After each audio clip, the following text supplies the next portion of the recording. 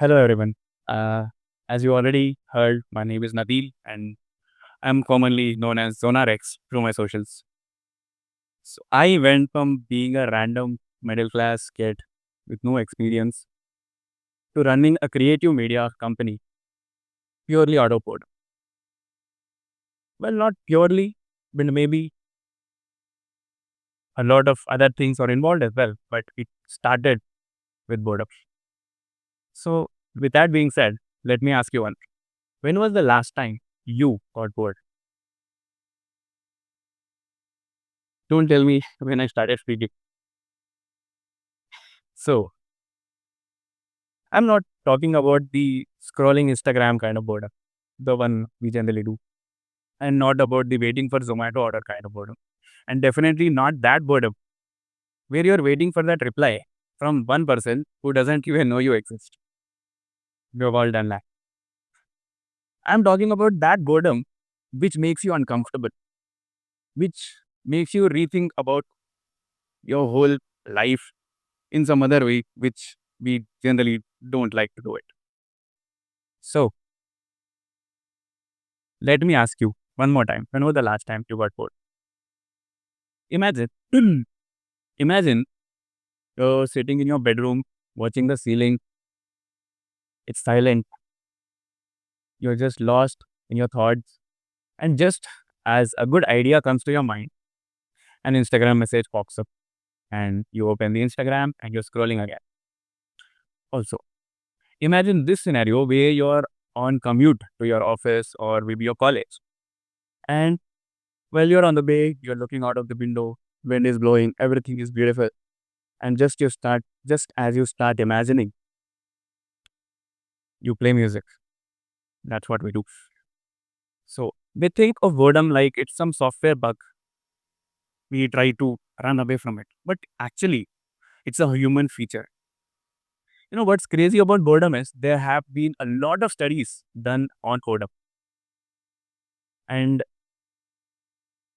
one of the most famous one is from the University of Lancashire, where they concluded that boredom gives rise to, sorry, I forgot to check the slide. It's blurred. Okay. So uh, yeah, coming back, the University of Lancashire, they concluded that boredom gives rise to our brain's default mode network. And what is default mode network?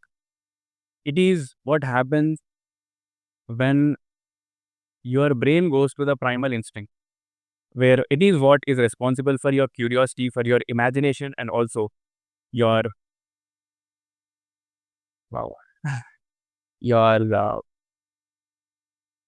development of your identity. Yes. So, in simple words, if I were to tell you, if you if you were bored, you finally get the time to ask yourself, bro, what am I doing with my life? And mostly people will answer that by opening Instagram. So, but since if boredom is so good, why do we always avoid it? Why do we feel it's eating something inside us? Because boredom makes us question things about our life, which generally we don't. Like many important questions like, bro, why doesn't Sandhya love me back? So not those questions, but yeah, definitely we think of those questions. And which makes us very uncomfortable, right? They occupy our brain and we try to hide from it. We avoid it, we hide it, and we try to escape from it. But what if boredom wasn't meant to be escaped, but it was meant to be explored. And with exploration, you'll find out that boredom will lead to your introspection. In introspection leads to finding your purpose. And I found out the hard way.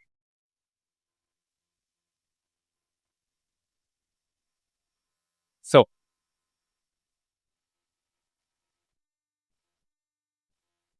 we have all done this.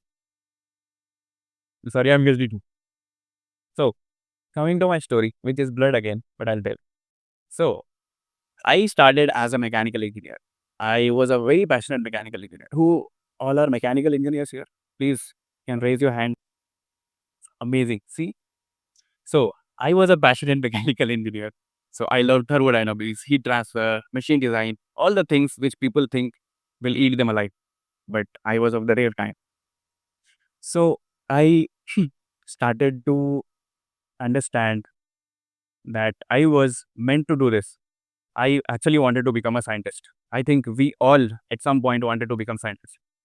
So that's how I started, and definitely things didn't go as planned. And here I am giving a TED talk. So,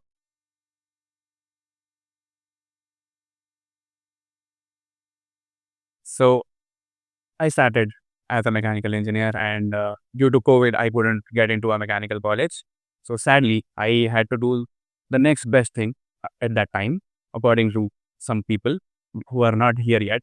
So they told me that join a software company, and that's what I did. I joined as a software tester at a company that starts with C and ends with OGNIZANT.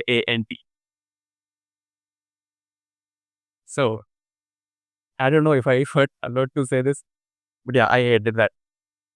Not the company, of course. I hated the role that I was in. I also hated the company a little, but where the role was very hectic. So it was like being a person who loves machines, algorithms, not the Instagram algorithms, uh, equations, and picking him and dropping him into a place which is full of monitors. So all he has to do is look at the screen and test login pages. Boring stuff. So I hated that naturally, but still, since I was already on the board, so I only had two options in front of me. I either had to learn how to row or sink with it. So learning is what I did, and I joined a coding institute, and I learned coding, software testing, automation testing to an extent where it gives me an opportunity to grow in my career, and which is what I did. And honestly, it worked. I was back on track. I was doing good.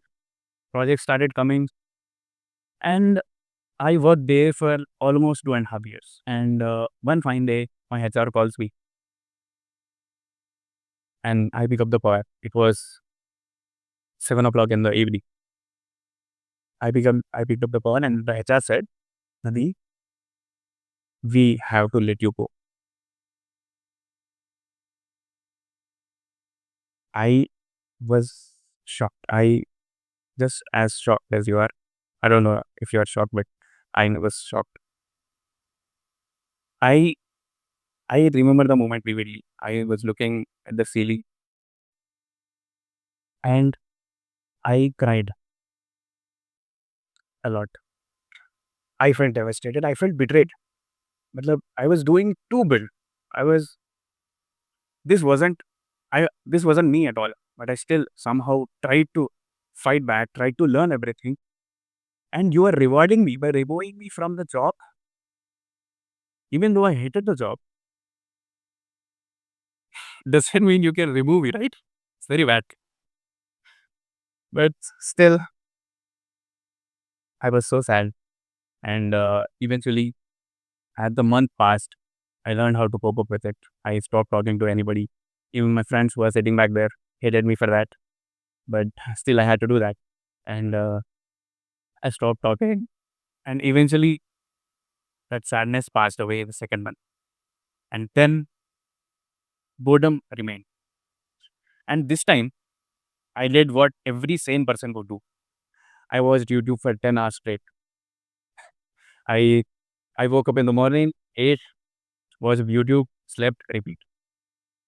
But this time, I was consuming a good content, which was interesting kind of content. Marketing, social media, algorithms. I found it very interesting. And eventually, I got bored of YouTube too from the third month. And in the third month, I felt bored again. I was back to being bored, but this time the boredom was different. I was more calm. The boredom was calm and more like reflecting kind of boredom. So from there, I started revisiting the old questions that I had. What am I without a job? Who am I? What am I doing with my life? Am I even doing good with something? Am I even worthy of something? So then I came, I came, I finally came upon that question. What do I actually want to do with my life? Then I started with thinking what I actually want to do. I was the dots were that I have been collecting from my childhood, from my experiences, and from the past 2 months started joining. And then I figured out I was naturally curious from my childhood. I wanted to draw, I wanted to sing, I wanted to write songs, I wanted to write stories, tell stories. And with that burst of curiosity, I downloaded a video editing software and I started editing. I edited for 7 hours straight. And believe me, it felt like 7 minutes. So the video was amazing. I posted it out, 0 views. But still, I was very passionate about it. And eventually, with video editing, I improved it over time. And over time, with video editing, I got clients. Then I started building a team and eventually a company, which is called Gen Z Media. Yeah. So now, after starting the company, I just sat down to think what made me who I am today. So when I started to think, it gave me a clarity that it was possible because I gave myself the time to sit and get bored. So I invite you to do that same. Maybe not daily, but if at least you can do that even in a month. A month is very long. Maybe a weekly once or twice. If you can do that, I promise you it will change your life. So to conclude all this, if I want you to take one point from this talk today, that would be don't jump out of boredom, dive into it.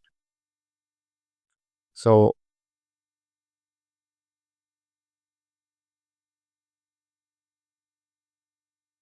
and it might, what if just like me, someday you will find your whole life's purpose in the moment you thought was just boring. Thank you. That's what I